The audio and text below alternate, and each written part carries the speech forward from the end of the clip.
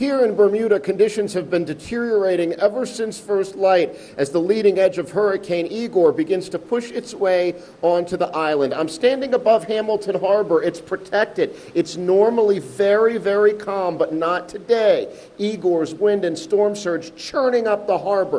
Whitecaps as far as you can see. You can even see waves hitting some of the small islands in the middle of the harbor, crashing up on top of the islands. That's led to flooding all around the island, but especially on the south side, the side of the island that will face the leading edge of Igor. Out today, we've already seen flooding, roads covered with water, but that hasn't kept the people away. They're also out in force, driving around, some of them even on foot and on moped, and that's exactly what government officials are warning people against.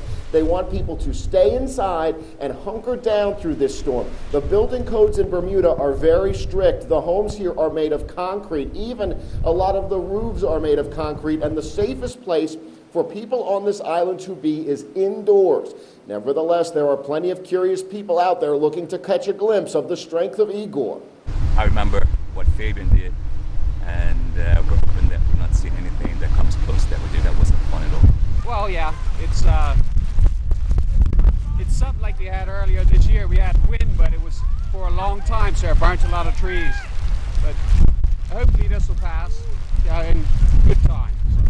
There are already sporadic reports of power outages around the island. It is expected that the power outages will become more widespread as Igor continues to push onto the island. Igor, now a Category 1 storm. That's a little bit weaker than people feared, a little bit weaker than what was forecast, and that could play very, very well into the hands of this island because it may make the difference between widespread damage and the type of light damage, trees down, power lines down, that this island has become accustomed to and is resilient to. Nevertheless, Igor is a huge storm. We could be looking at hurricane force winds once they come onshore for 12 plus hours, constant hurricane force winds, and it will certainly take its toll on this island as those hours go by, particularly since the worst of this storm is now expected to hit after nightfall on Sunday night.